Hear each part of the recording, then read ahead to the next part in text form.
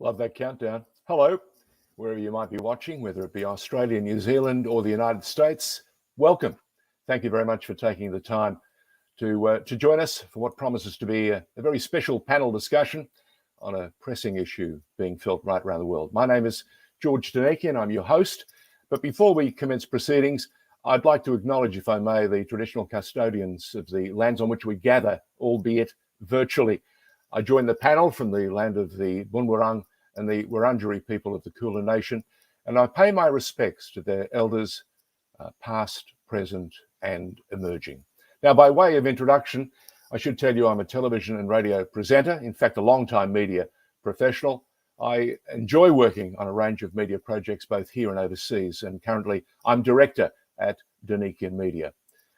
From my earliest days as the anchor of the then SBS World News, one of my abiding passions was international affairs and how we can live together in a changing world. Well, as a long-time newsman, I've always looked to shed light on the litany of human rights concerns that affect people across the globe. And this event is organised by Advocates for Dignity, which is a human rights organisation that aims to raise awareness of human rights violations, not only around the world, but within Australia. And they do this by engaging with various communities and organisations, with the law and policy makers in the country, media experts, of course, academics, and a host of researchers. AFD envisions a world in which every person is treated with dignity, respect, and equity. A little about the program today. We hope to make this panel as interactive as possible for you. And I take this opportunity to encourage you to submit your questions via the available YouTube chat portal. And hopefully in the final segment of the panel discussion, we'll conduct a Q&A and get to answer some of the questions from the audience, all right? But first, I think it's absolutely essential that we truly understand the religious sentiments in our political environment. Populist figures tend to utilize religion to gain popularity and to wield influence in many societies. Now, we will discuss how populist leaders exploit religion, which is increasingly influencing the fate of so many nations around the world. We'll ask, what is the role of religion in society and politics? And why has it become a tool of manipulation and division in many authoritarian states? And how does the religious narrative in politics reflect on our society? How and why do populist leaders use their institutional and political powers to create the us and versus them binaries that we see so often in society? Now, we're looking to find answers to those questions and much, much more. So stay tuned. This is a special panel on populism and religion. And because we're keen to shed light on these important matters and to increase our collective awareness, we have a short and rather concise feedback form at the end, which is available, of course, to you, the viewer, to provide feedback on the panel discussion. And your feedback, as far as we're concerned, is invaluable. So please don't shy away from clicking the survey link. All right, let's get on with the program. Let me introduce our talented panelists for discussion. Our very first panelist is Professor Douglas Pratt. Professor Pratt taught religious studies at the University of Waikato for over 30 years. I'm not holding it against him. But back in 2018, he retired to follow the disestablishment of the religious studies program. Currently, he holds a number of appointments as honorary professor in the Theological and Religious Studies program at the University of Auckland, and he's also adjunct professor, theology and interreligious relations in the Faculty of Theology at the University of Bern in Switzerland. Professor Pratt's research interests include Christian-Muslim relations, interfaith dialogue, and contemporary issues in religion. In fact, he's written a book. He was very proud to show me that just before we started. Our next panelist is Professor Sophia Pandya. Professor Pandya, a professor and, in fact, department chair at California State University in Long Beach, working in the Department of Religious Studies. She's a Fulbright scholar, which means she specializes in a host of different things, but especially women in Islam, and more broadly, in contemporary movements within Islam. Professor Pandya authored a book, Muslim Women and Islamic Resurgence, Religion, Education, and Identity Politics in Bahrain, on Bahraini women, and the ways in which globalization and modern education have impacted their religious activities. Currently, she's working on yet another book, this time on the stories of Turkish refugees and the meanings that they've found or have constructed from their ordeal, which has seen them leave their homeland to find sanctuary elsewhere. And the third and final panelist is Professor Greg Barton, someone I know very well. We're both members of the Australian Intercultural Society, both advisory members on the board. But Professor Barton is the Herb Faith Research Professor for the study of Indonesia at the Faculty of Arts at Monash. He's also acting director of the Centre for Islam and the Modern World, Deputy UNESCO Chair in Interreligious and Intercultural Relations, Asia Pacific, and dare I say, he's also active in the Global Terrorism Research Centre. And for the better part of the last 20 years, Greg has been active in interfaith dialogue initiatives and has a deep commitment to building understanding of Islam and Muslim society. And I think over the past 20 years, Greg has undertaken extensive research on Indonesia politics and society, especially the role of Islam as both a constructive and a disruptive force. Now, I'd like to take this opportunity to thank very much, warmest gratitude and thanks to our esteemed panelists for joining us for what will be this brief introduction. Then we'll begin the Q&A, and at the end of course, we'll wrap up with some closing remarks. And the question for the panel, let's get on with it. Let's get them busy. Let's commence the opening segment, where I will ask the question of the panel, which is the key theme for our discussion today, and that is usurping religious narratives in authoritarian states. We will hear responses from both a research and local perspective on populism and religion, and its influence on societies just around the globe. And both these perspectives, in a way, I suppose, present the discourse of many populist leaders and the danger they pose to their citizens and respective diplomatic relations. Again, we hope to make this panel as interactive as possible, and please check the YouTube chat portal. We want as many of the questions from you to be answered by our academics. For Douglas, if I may, Professor Pratt, religious populism can be found in most religions. Many different religions in the world with entirely different belief systems have experienced and continue to experience a version of populism. Now, to combat growing religious populism, do you think it's possible that all religions could collaborate? Or are there irreconcilable differences across the religions that would prevent any such collaboration? Professor? Thank you, George, and kia ora, everyone from New Zealand. Collaboration between religions implies some form of dialogue of action, as we call it, and that by definition means some kind of dialogical relationship. And for that, there needs to be an engagement, at least on the basis of a measure of equality, of acceptance and respect. Not necessarily agreement, but certainly acceptance. There certainly needs to be an accord of values, no necessary requirement to believe in the truth that each religion professes, but certainly, as I say, to accept that we are people who do profess. So what is needed is recognition and acknowledgement of the meaning and significance of belief systems for the believers in order then for action to take place. On that basis, there's no irreconcilable difference to prevent collaboration, because it goes beyond the questions of the truth and falsity of beliefs and that kind of thing, which can be the basis for discord. So I think where collaboration is certainly feasible. It does happen at certain practical levels, and there's no reason why it couldn't be drawn upon in order to combat the vagaries of what we're calling religious populism. Thank you for that, Professor. Let's reach to Sophia, who's at the other end of the world, and we thank you very much for taking the time to join us in this new time zone that you've just discovered, Sophia. Religious populism manifests in unique ways.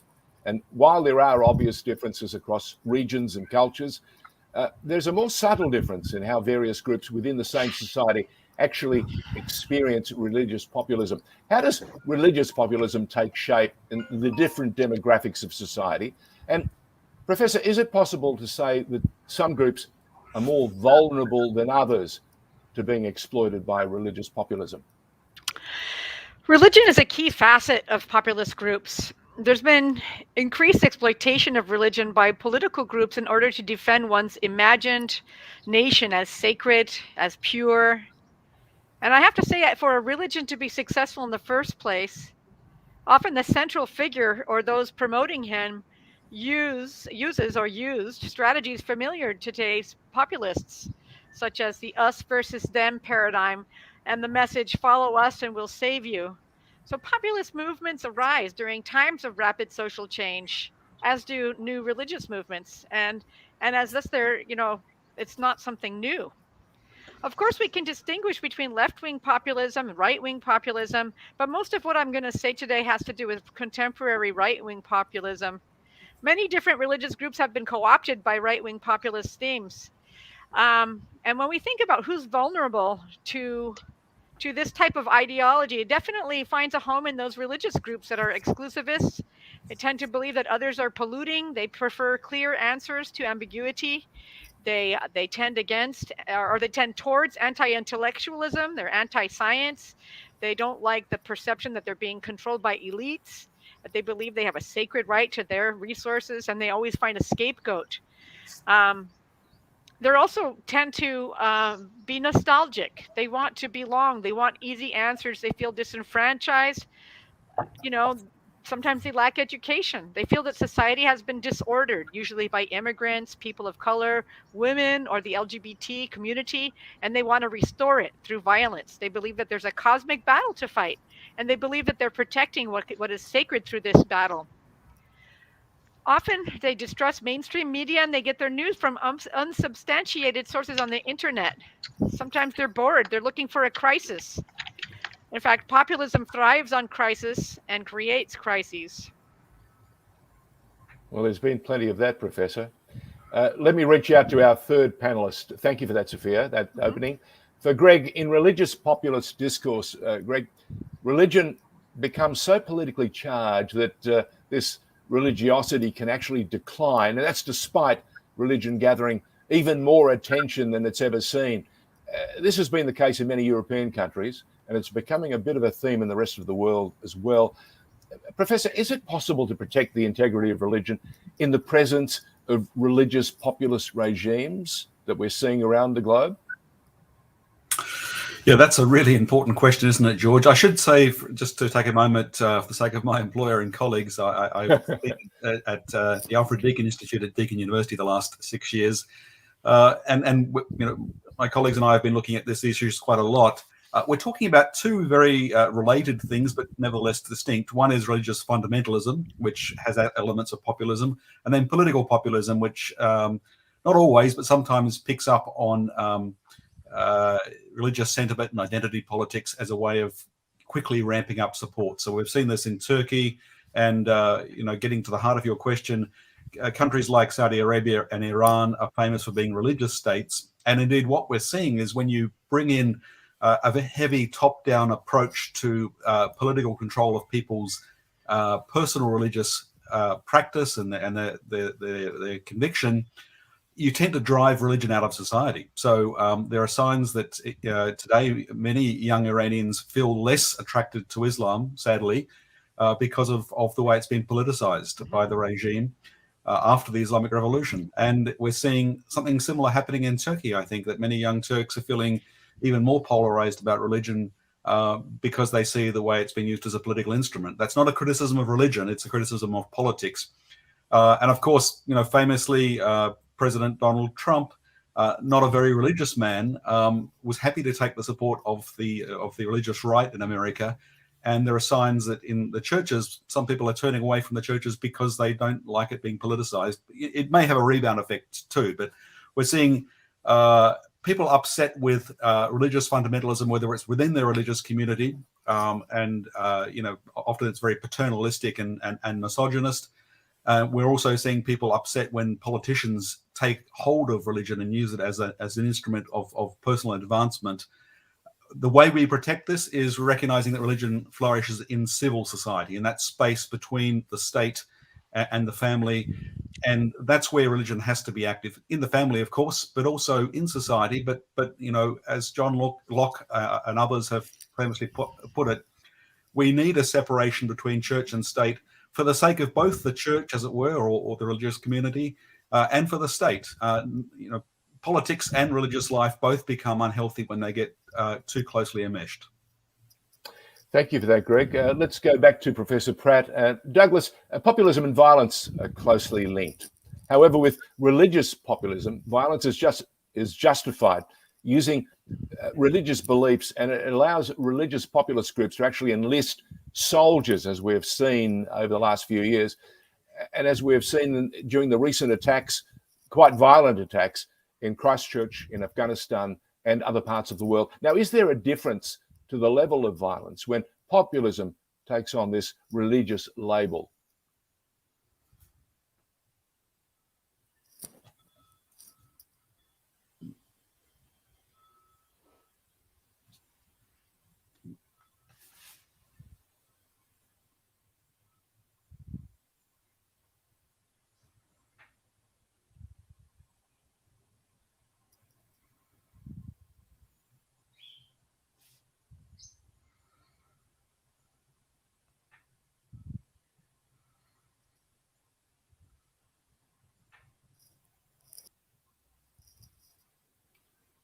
Professor, you might be on mute.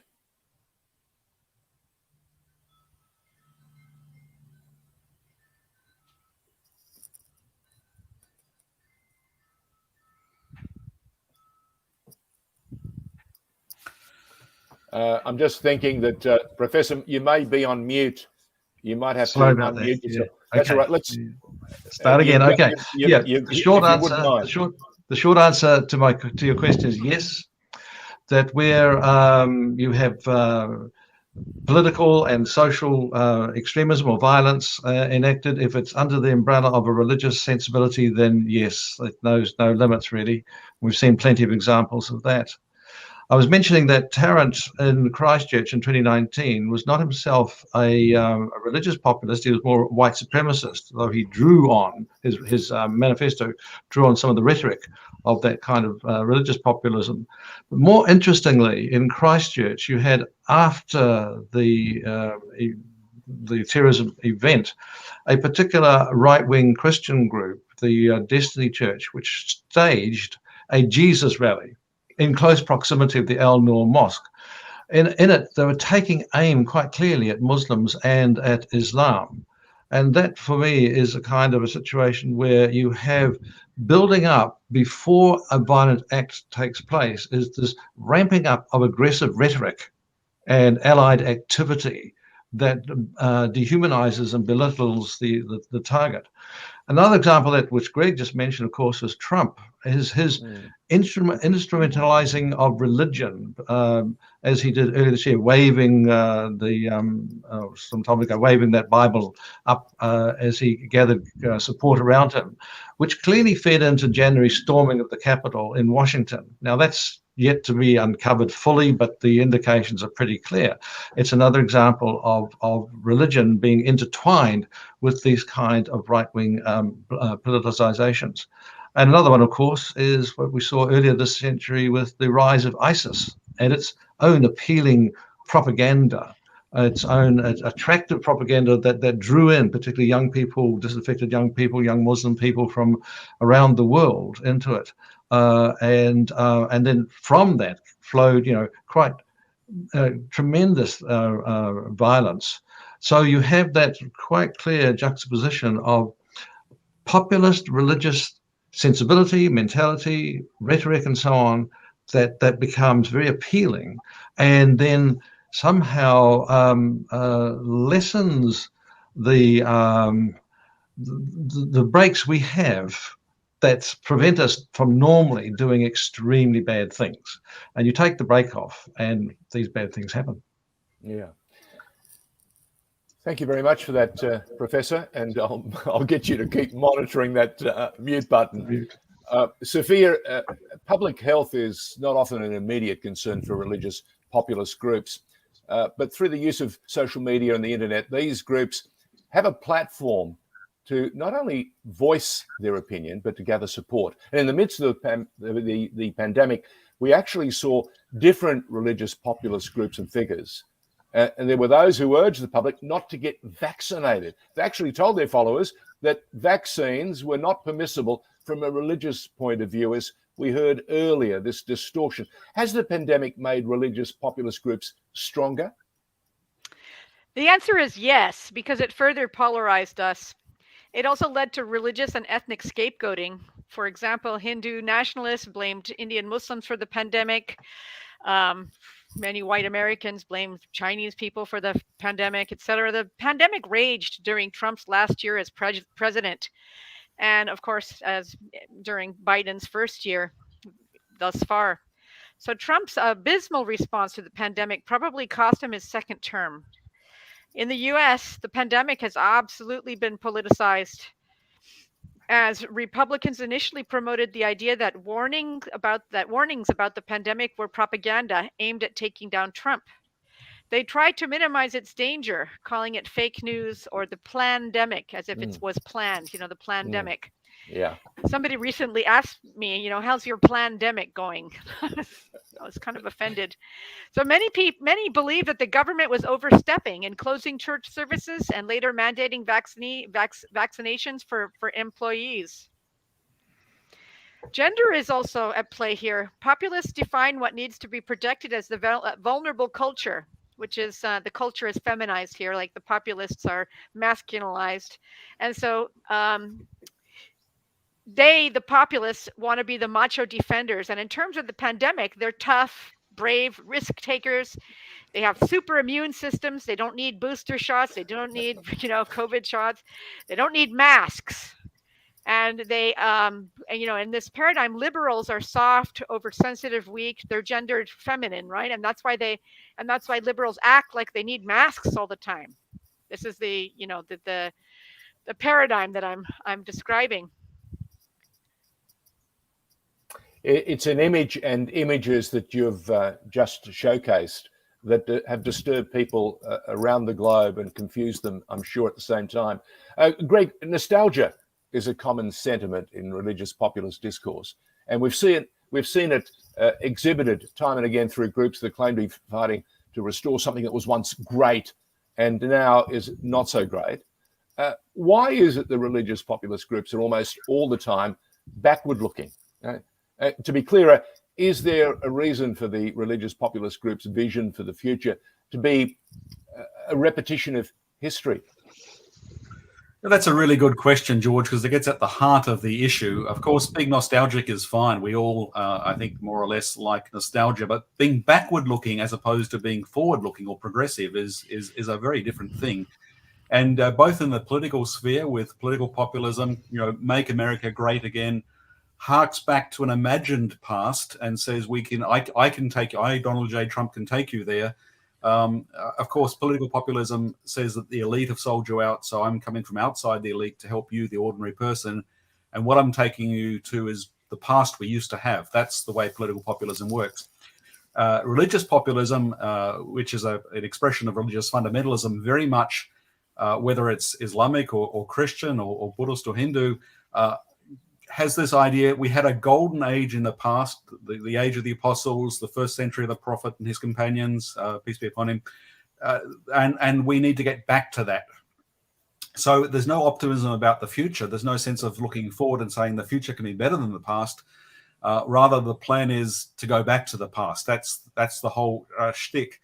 And it's ultimately very destructive because the past that they're trying to go back to never existed. It ignores all the progress that's being made.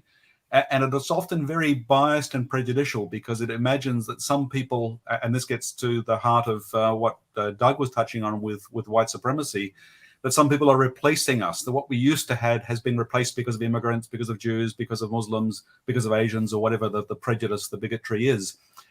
So nostalgia is fine. It's a good thing. But what we're talking about here is something which is actually quite toxic because it's about excluding people. And it's also delusional, unfortunately.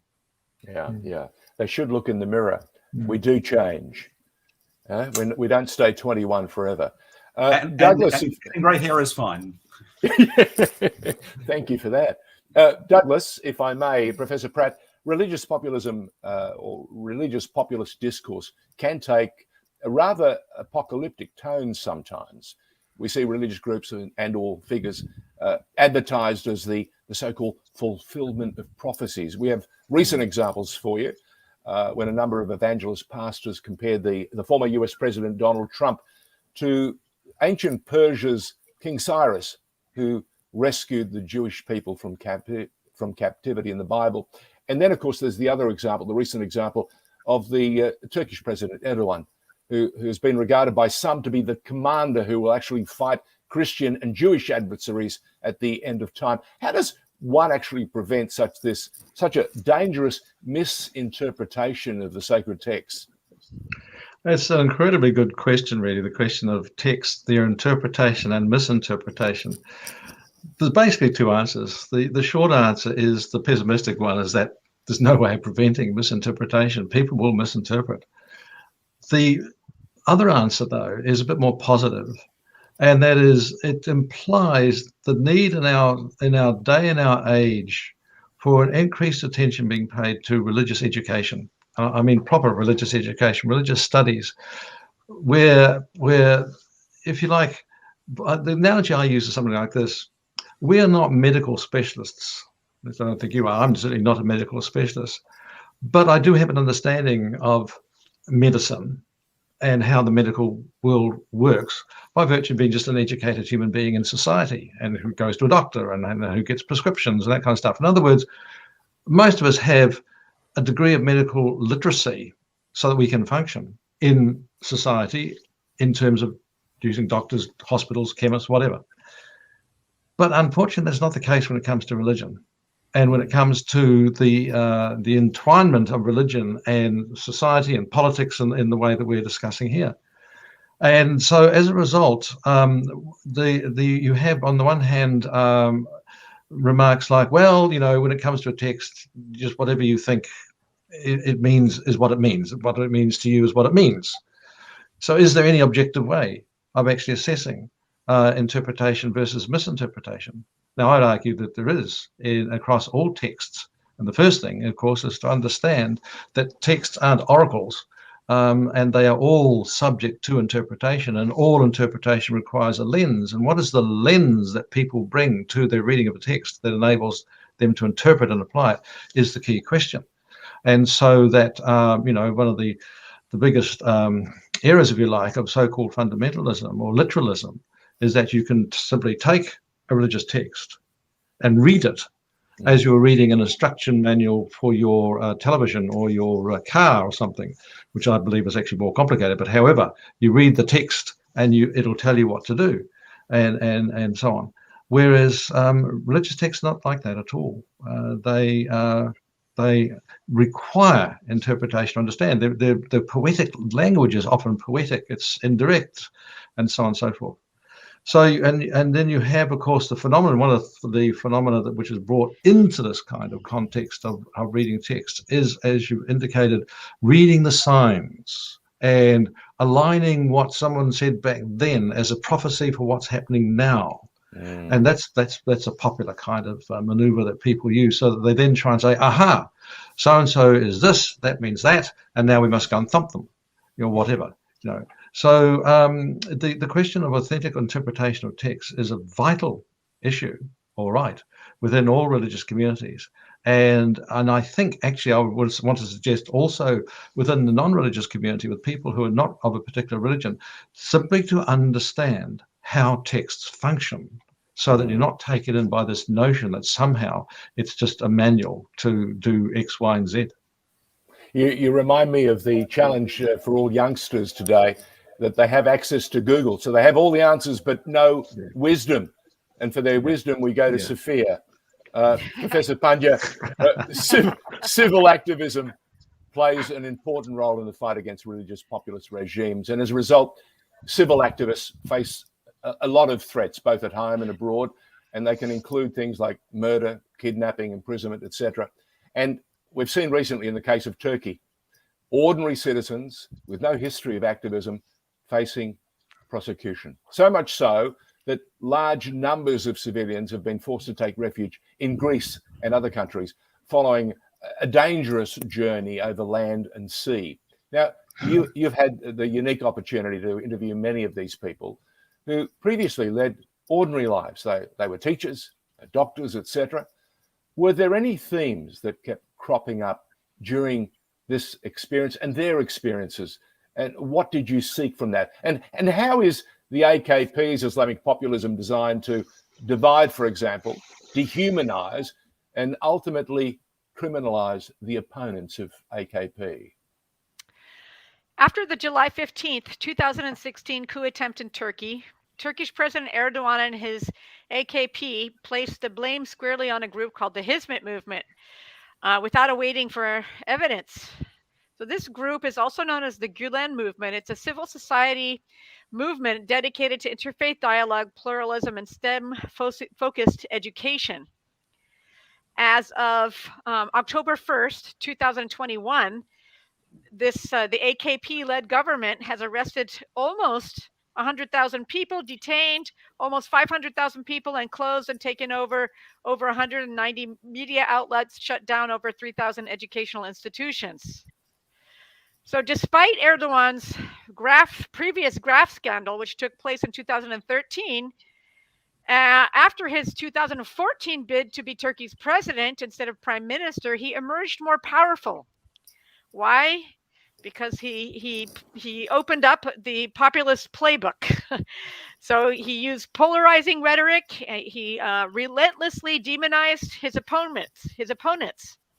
Even before Erdogan won the April 16, 2017 constitutional referendum vote, which granted him near dictatorial powers and consolidated his authority to rule by decree, he had already resorted to increasingly harsh methods to repress his opposition, especially targeting Hizmet movement, also Kurds, Alevis, and anybody he found to be threatening to him.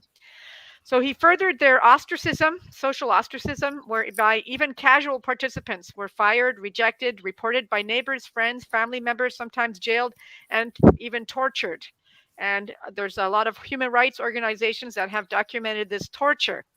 So this march towards authoritarianism and the purge as a component of that have to be understood as reflective of the global rise of populist and nationalist politicians like Donald Trump, Narendra Modi, Rodrigo Duterte, Bolsonaro, Le Pen, etc. Towards understanding this phenomenon, it's worth noting parallels with other groups like Pol Pot's populist Khmer Rouge, which was also characterized by a quasi-religious form of patriotism. utopian ambition, self-consuming paranoia. Manifestly xenophobic, obviously both the Khmer Rouge and even the Nazis, not just even the Nazis, especially the Nazis, resorted to scapegoating on a genocidal scale. In Turkey, Erdogan's scapegoats are members of the Hizmet movement, but also those that I've mentioned before, Kurds, Alevis, even Yazidis, others, journalists, certainly journalists, and so forth. So Erdogan's populism, he positioned himself as a hyper-masculine Devlet Baba, which means father of the nation, who alone can make Turkey great again and save it from its ubiquitous enemies. It's a key facet of his rule now. And this reflects this semi-divine image of the state in Turkish political culture, exemplified by this notion of sultans as being Zulullah fil ard, or God's shadow on earth.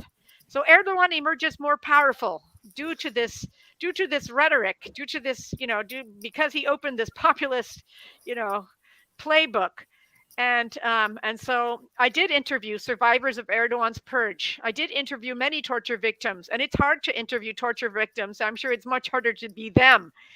They spoke, the people I interviewed spoke of spiritual resilience, increased empathy for others, and a new recognition of the suffering of Armenians and Kurds, and a commitment to the price of freedom.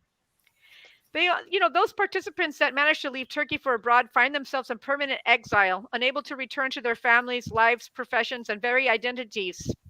My interviewees described loss of family, friends, occupations, property, even citizenship. But they also found ways to reframe their trauma and sometimes to create beauty, meaning, and spirituality out of their ordeals.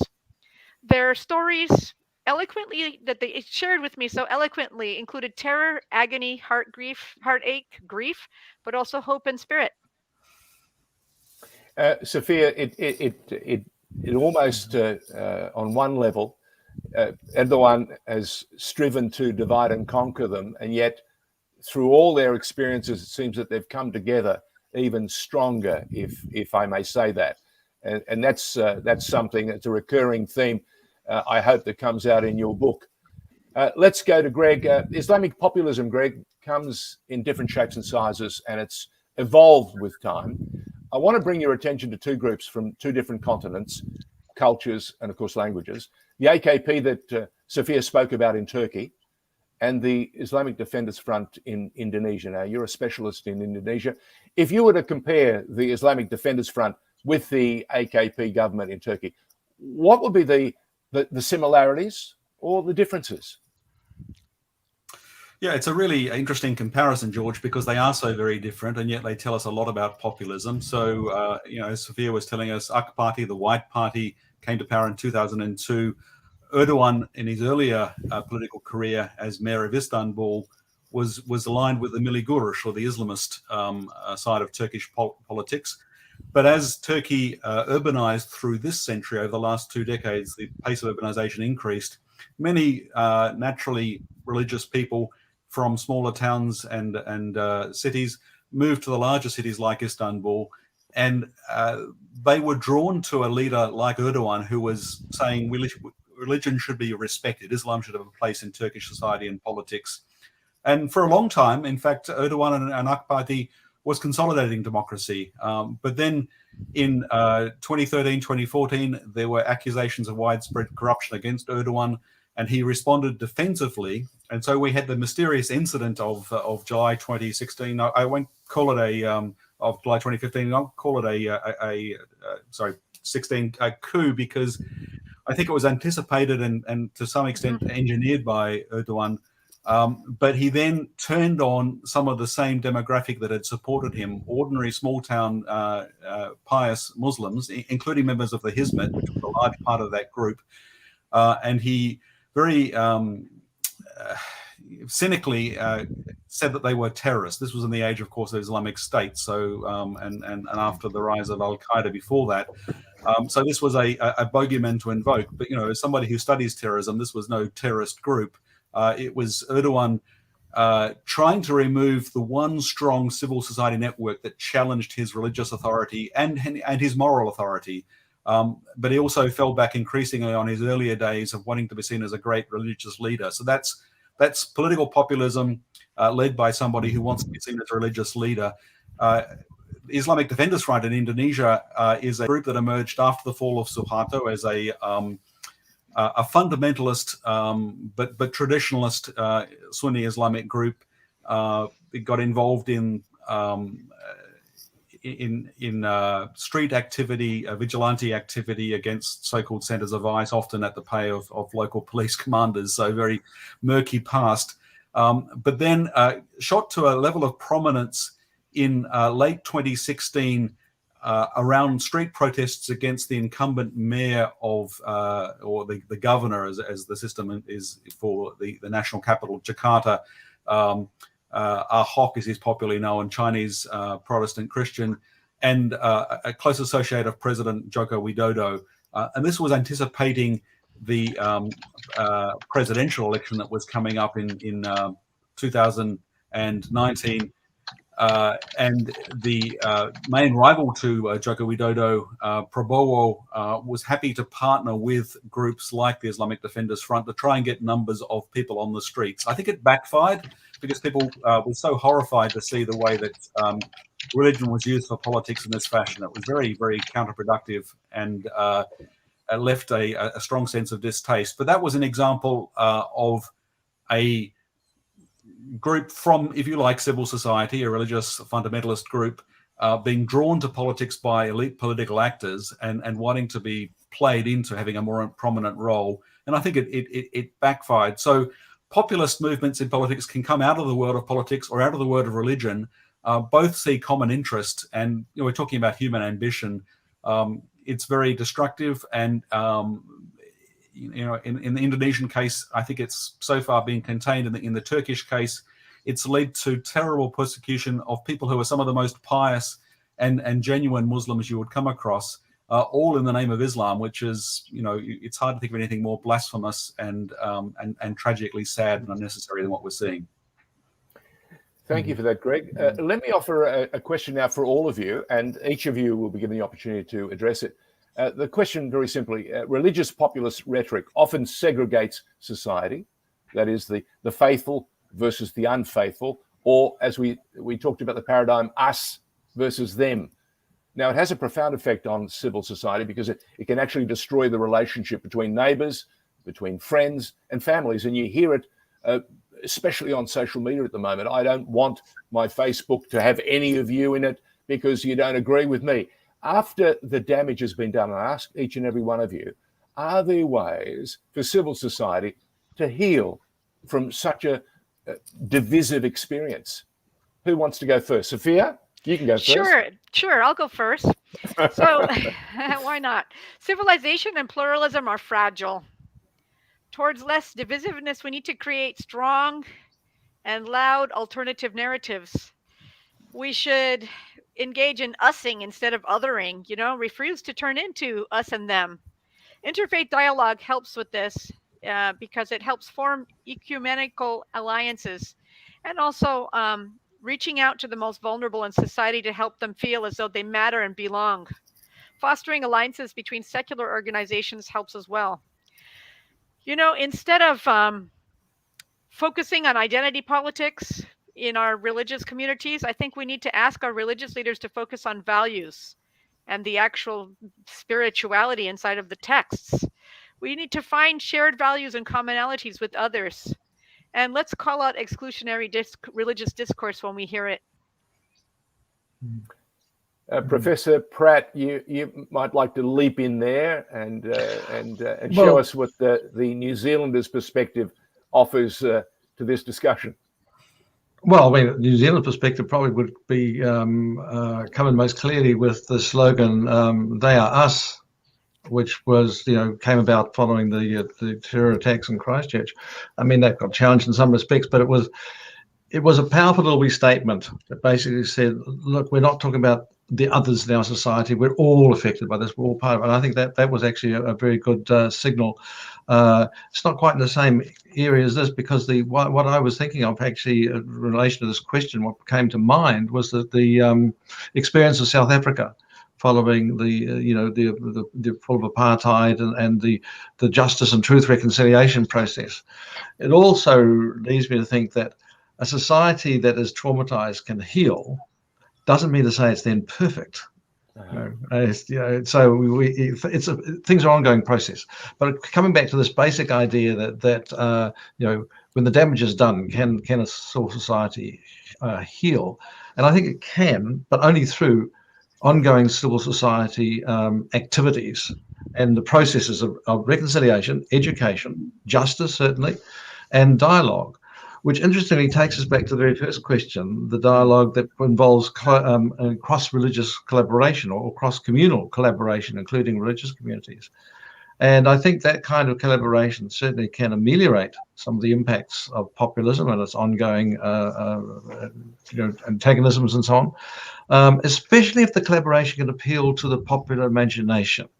So that, for example, over against the populism that endeavors to divide, is the way we've been discussing, the promotion of common action in respect to, for example, environmental challenges, planting trees, for example, or whatever, any kind of action whereby people come together and we realize that whatever other identities we have, we're all human beings on this planet facing with all sorts of, ecological crises and so on, but we can work together to ameliorate that.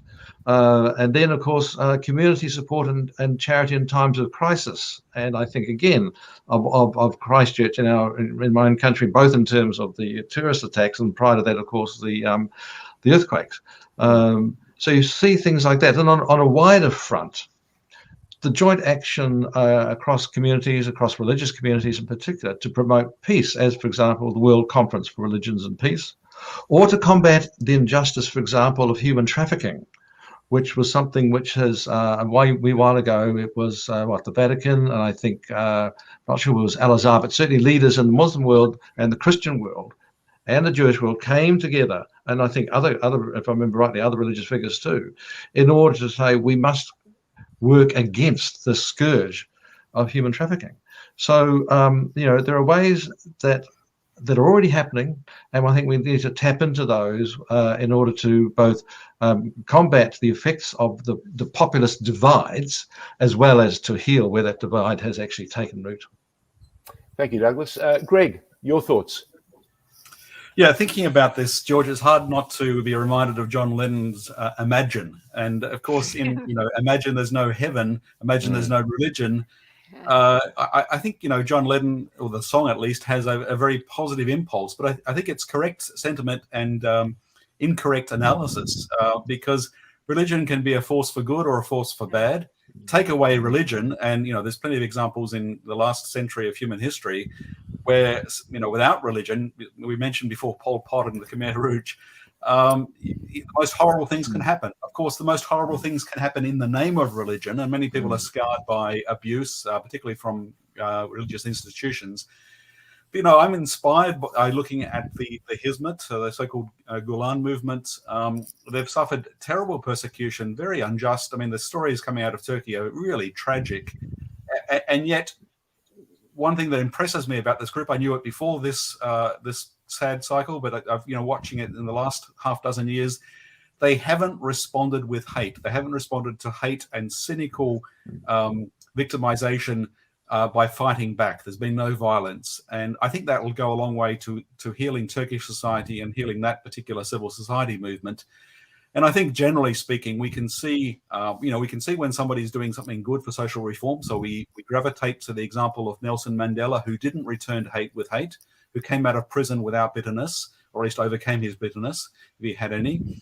And we can also see that for all the mistakes made by Christians in South Africa, what Desmond Tutu was doing as a leader of the church was a positive thing. So religion can make a positive contribution, but it has to be, religion has to walk the walk as well as talk the talk. And it has to come back to respecting our common humanity and standing up for everyone. And that's the only way to overcome all of these mistakes that drive us apart. And the things that are done in the name of religion, sometimes by religious people, that damage not just society, but also religion itself. Greg Barton with that perspective. The audience, of course, has been busy submitting questions throughout the chat and the Q&A, and you can continue to submit your questions. We have one now. Again, whoever wishes to pick this up, who would like to go with it? This is the question. Why does Islamic populism continually take refuge in anti-Western discourse? And what are the relations between populist regimes and religious discourse and authoritarianism? So who wants to pick up with that? Who wants to go first? Let me jump in if it's okay, George. All right. Okay. As we're discussing, we're talking about both political populism and religious fundamentalism. But here, I think with Islamist populism, we're talking about politics essentially. And so you've got leaders like Erdogan who are trying to distract, in his case, facing massive corruption allegations, trying to distract from that, and at the same time responding to a very narcissistic impulse to be, in his view, caliph, to be the hero, the leader. And so he wants to deflect, distract, and to blame others. And of course, there's been a lot of bad things happen in Western colonial history, in recent history, and then post-colonial imperialism as well. And the Muslim world has certainly suffered, and the West has got a lot to be ashamed of. So it's very easy for a leader coming out of the Muslim world to blame the West because there's so much substance to work with. But we've got to look at the individual in play. So, I mentioned Erdogan is an easy case, but the Islamic Revolution in Iran found it easy to construct a narrative around the great Satan being America. Now, America is many things, and that narrative stuck because it had a lot to work with, given American and British intervention in Iranian politics through the second half of the century. But it's politicians being politicians is what we're seeing with political populism. And even if they're using religious rhetoric, it's still, at the heart, an individual pushing their own agenda, often at the expense of their own people. Greg, what are the main reasons for religious institutions turning into propaganda machines of the state? Why are we seeing that, or so much of it? Well, it comes from those two directions, George. So we see from the political side, we see politicians. As I said, it's hard not to use the example of Donald J. Trump because he's still with us and may indeed return as president, heavens knows. And if he does, it'll be because of religious support and not because he's a religious man. He's very amoral and a-religious, and yet he finds it convenient to strike into that ready seam of material in American society and people with legitimate grievances. But it's easy for a populist politician many times in a society that is religious to tap into religious sentiment. And similarly, I mentioned the example of Islamic Defenders Front. Sometimes religious leaders can be desperately trying to be relevant and have power. And so if a politician offers them a pathway to do that, they can jump up and seize hold of that opportunity.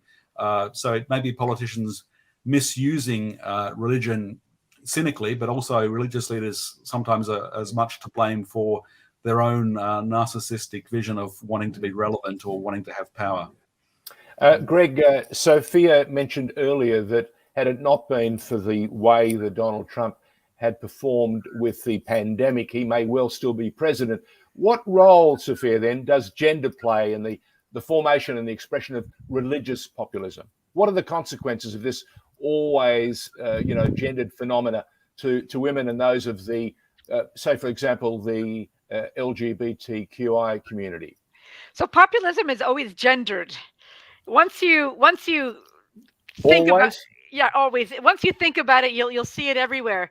So populist leaders often resort to hegemonic masculinity to justify their authority. Just remembering all the swaggering, that would be Trump, right? And bare chest, maybe that would be Putin, that we've seen. Even the state has traditionally played a masculine role, working to fulfill masculine expectations for males and relieve emasculation anxieties. Religious populists use purity tropes. Pure land, pure culture, pure language, pure women, all to be defended at any cost.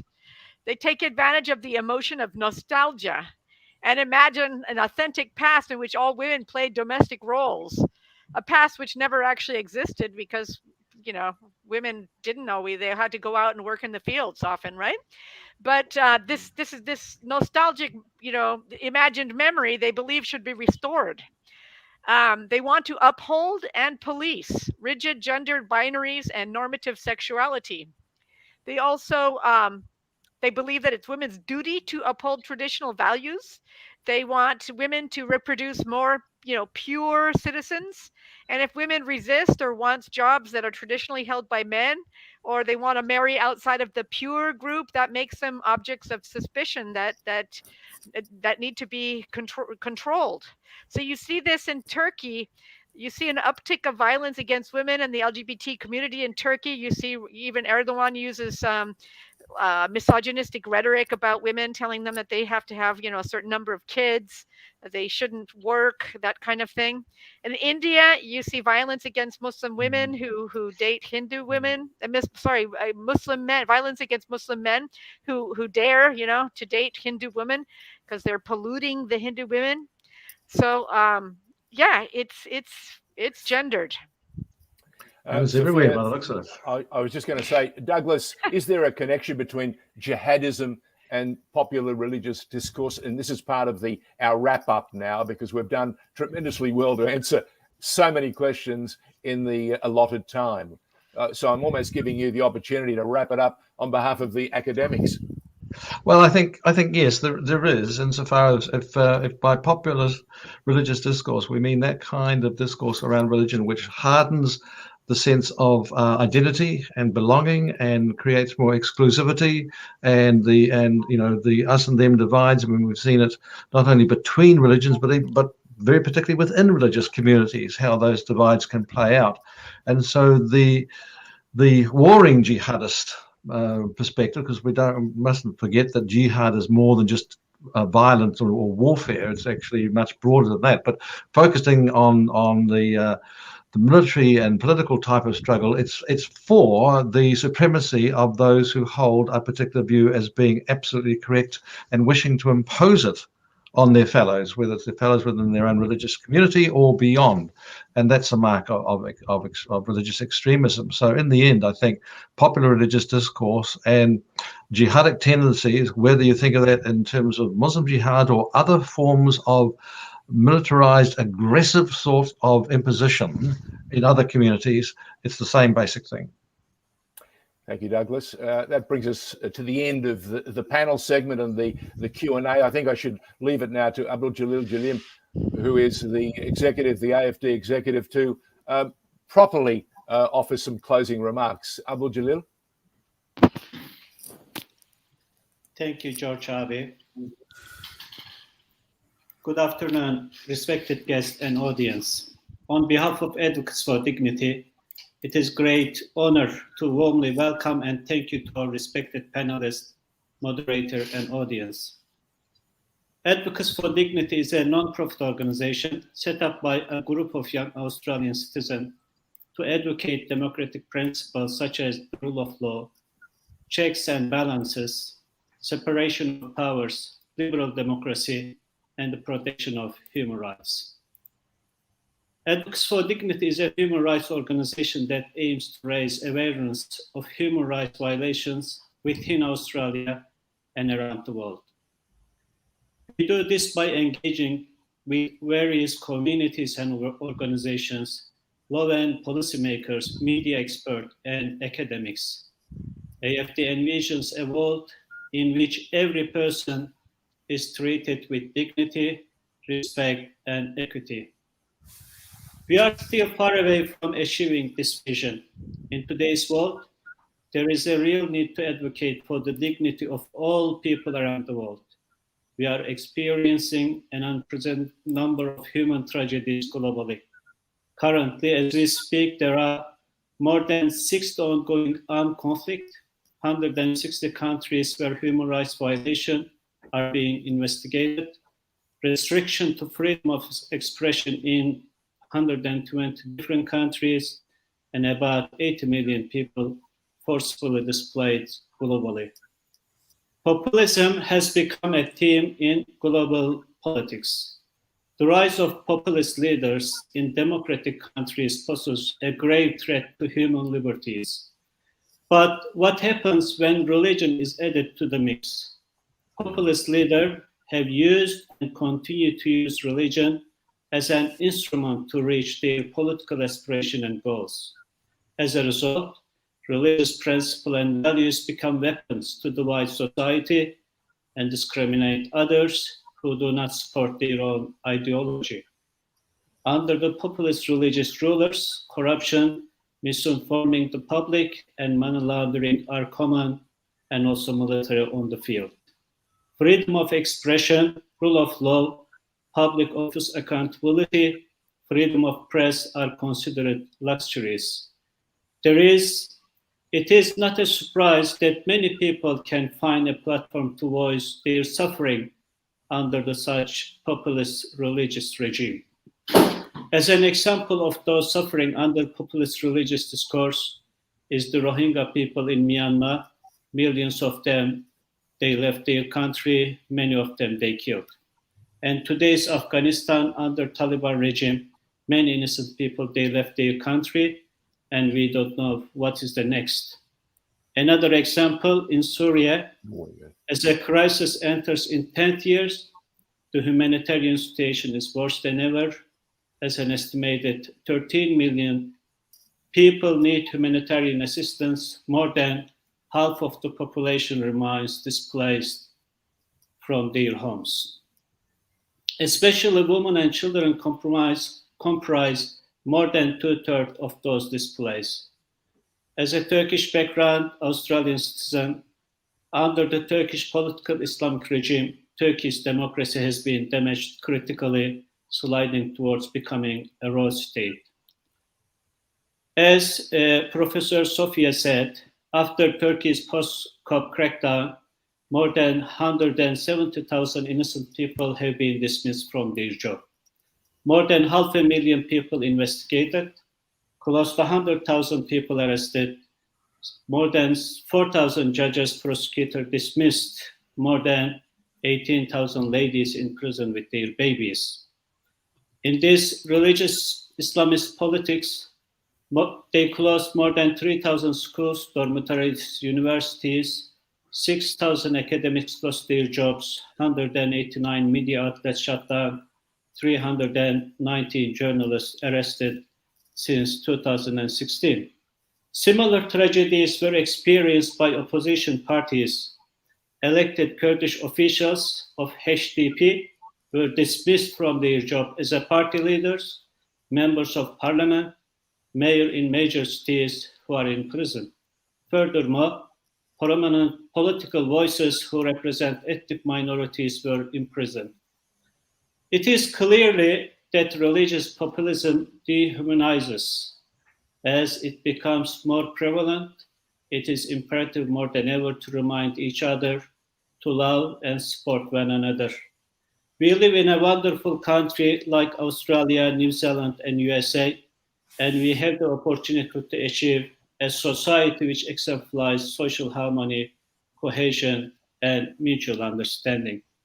Again, I thank our panelists, Professor Douglas Pratt from New Zealand, Professor Sophia Pandya from USA, and Professor Greg Barton from Australia for agreeing to participate in our panel today, and Deakin University as a partner of this event.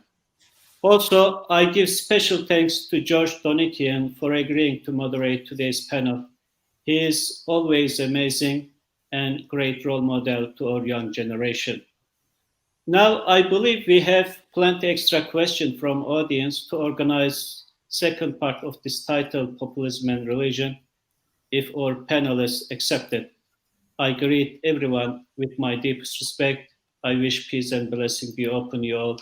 Thank you. Back to Josh Donikian. Thanks. Thank you, Abdul Jalil. As we have just noticed, we didn't have three wise men. We had our trio of Douglas, Sophia, and Greg, who've done a sterling job, and we certainly appreciate their valuable contribution. And we also appreciate the questions that have been offered up throughout the discussion. Don't forget to fill out the feedback form, which is available below. It is a unique opportunity to provide what we believe is valuable input on today's panel discussion. And just understand this, all your feedback is valuable to us. So don't be afraid to just click on the button and give us some feedback. Have a great rest of your day. And once again, to Sophia, to Douglas, and to Greg, thank you so very much. And thank you to you for joining us for this special presentation